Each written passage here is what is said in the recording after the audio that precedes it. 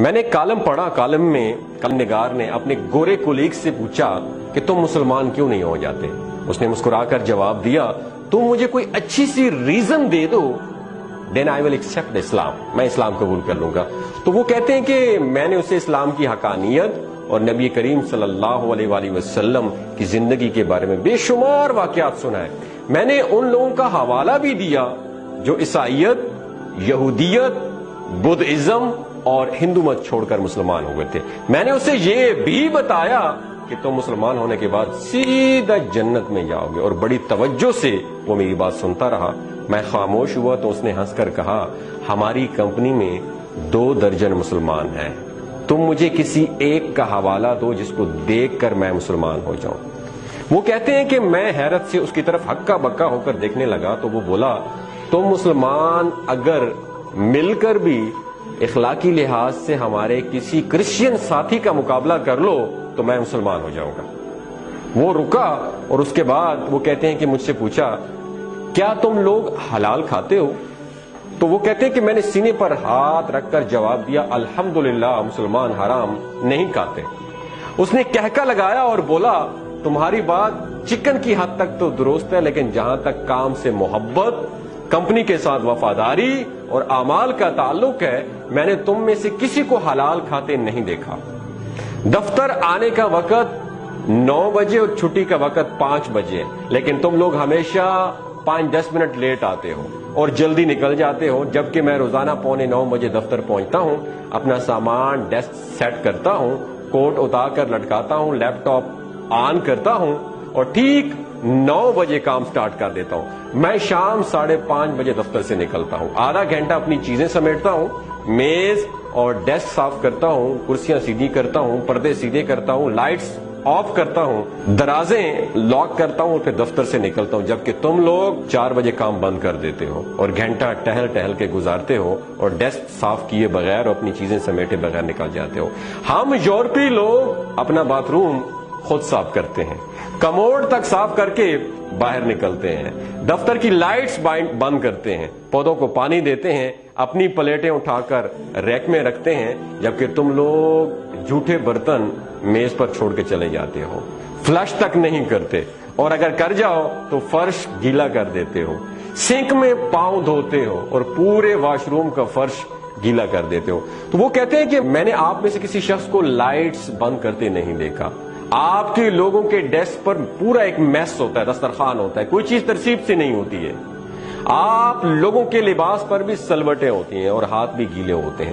آپ لوگ دوسروں کی طرف دیکھ کر مسکرانا بھی جرم سمجھتے ہو۔ کام لٹکانا آپ لوگوں کی عادت ہے اور کام کے دوران گپ لگانا آپ لوگوں کا مشغلہ ہے۔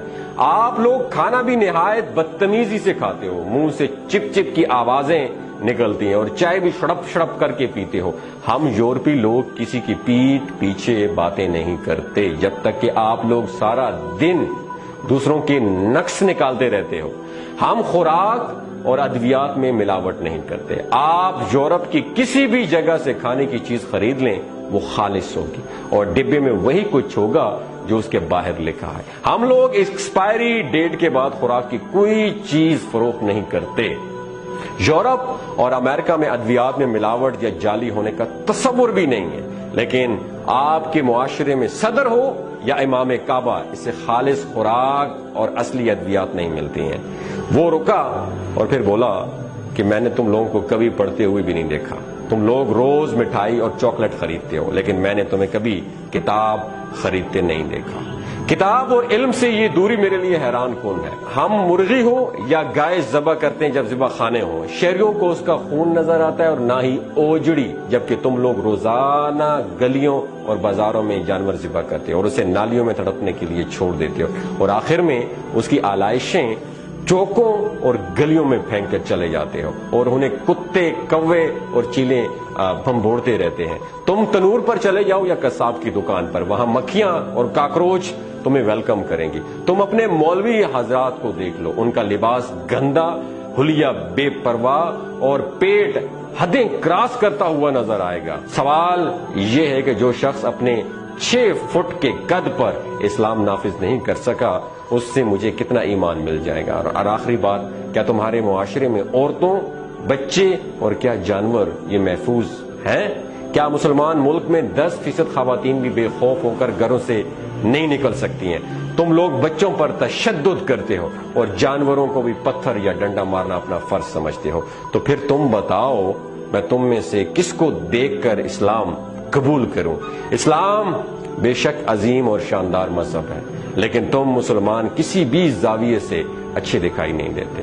دنیا کی ہر بیماری، ہر برائی تم لوگوں میں کوٹ کوٹ کر بھری ہوئی ہے، لہٰذا پھر میرے جیسے لوگ یہ سوچنے پر مجبور ہو جاتے ہیں وہ مذہب جو آج تک اپنے ماننے والوں کو نہیں بدل سکا، وہ کالم نگار کہتے ہیں کہ وہ گورے نے کہا کہ مجھے کیسے بدلے گا۔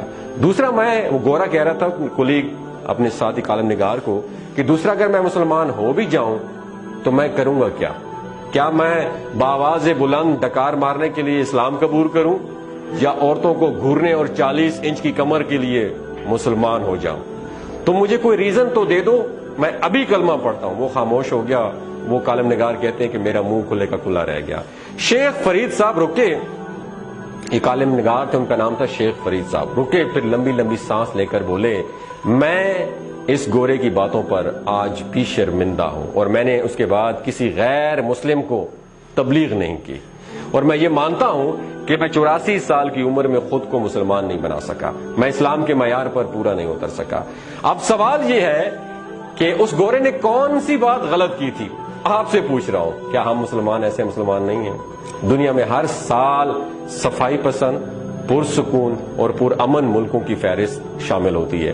خوش رہنے، کام کرنے اور سستے ترین ملکوں، تعلیم، انسانی حقوق، انصاف، ماحولیاتی نفاست، پینے کے صاف پانی، خالص خوراک اور کامیابی کے برابر مواقع پر بھی ڈیٹا شائع ہوتا ہے، اور تمام غیر مسلم ملک ان شعبوں میں ایک دوسرے کا مقابلہ کرتے نظر آتے ہیں، مگر میں نے کبھی اسلامی ملکوں کو اس فہرست میں نہیں دیکھا۔ تعلیم ہو، صحت ہو، صفائی ہو، انصاف ہو، انسانی حقوق ہو، رواداری یا بھائی چارہ ہو، خدمت یا اخلاقیات کے شعبے ہوں، یا پھر کتب بینی یا ہنرمندی، اس میں کبھی سعودی عرب یا پاکستان کا نام نہیں آیا۔ ہم پورا عالم اسلام سال میں جتنا کاغذ استعمال کرتے ہیں اتنے کاغذ امریکہ کا ایک شہر بوسٹن ریسرچ پیپر میں استعمال کر دیتا ہے۔ کتاب خواہ اسلام کے بارے میں کیوں نہ ہو، لیکن اس کے سب سے زیادہ خریدار امریکہ اور یورپ میں پائے جاتے ہیں۔ قرآن مجید اور احادیث پر سب سے زیادہ ریسرچ یورپ میں ہو رہی ہے۔ خانہ کعبہ کے فرش کا ماربل بھی یورپ سے امپورٹ ہوتا ہے، اور اسے اٹلی کی کمپنیاں کاٹتی اور پالش کرتی ہیں، اور یہی اسے فرش پر لگواتی ہیں۔ عالم اسلام کی تمام مساجد میں اذان اور تلاوت بھی یہودی کمپنیوں کے ساؤنڈ سسٹم سے نشر ہوتی ہے، اور ہم سب لوگ ادویات بھی انہی کی استعمال کرتے ہیں۔ لہٰذا پھر یہ سوال ہے کہ اقوام عالم کی گلیوں میں اسلام اور مسلمان ہے کہاں؟ ہمارا کنٹریبیوشن کیا ہے اور کہاں پہ ہے؟ دنیا جہاں کی برائیاں، خامیاں، کمزوریاں اور آزمائشیں صرف ہمارے کھاتے میں کیوں درج ہوتی ہیں؟ وہ قوم جو اپنے مسلمان بھائیوں کو اسلام کے نام پر قتل کر دیتی ہے اور مسجد پر حملہ کر کے 200 نمازیوں کو شہید کر دیتی ہے، کیا وہ اسلام جیسے عظیم مذہب کو ڈیزرو کرتی ہے؟ ہم مسلمانوں کی زندگی میں بھی اسلام کہاں ہے؟ یہ جو اس کالم میں یہ باتیں بتائی گئی ہیں، باتیں تو سچی ہیں، پر ہمیں شرم نہیں آتی۔ ہم ڈیٹ لوگ ہیں، خود علم نہیں ہوتا، کتاب پڑھنا تو دور کی بات، ہاتھ بھی نہیں لگاتے، اور دوسروں سے ہر بات پہ ریفرنس مانگ رہے ہوتے ہیں۔ دوستو، اگر میری کوئی بات آپ کو بری لگی ہے تو میں معذرت چاہتا ہوں، لیکن اگر ہم نے دنیا پہ حکومت کرنی ہے، عالم اسلام پر حکومت کرنی ہے، ہم نے غیر مسلموں پر حکومت کرنی ہے، تو ہمیں کتاب کو پکڑنا ہوگا، ہمیں قرآن مجید کو اپنا ہتھیار بنانا ہوگا، تب جا کے ہم ان کا مقابلہ کر سکتے ہیں، ورنہ کرپشن، ملاوٹ، بے ایمانی، ان ساری اور دھوکہ، جھوٹ، ان سب چیزوں کے ہوتے ہوئے ہم صرف نام کے مسلمان ہیں۔ خدارا اپنے آپ کو سدھارو اور ایک اچھا مسلمان ہو کر دوسروں کو تبلیغ کرو تاکہ دوسروں کی زندگیاں بدل سکیں۔ اگر آپ کو اس ویڈیو سے کوئی بھی اچھا پیغام ملا ہو تو اسے دوسروں کے ساتھ ضرور شیئر کیجیے گا۔ بہت شکریہ۔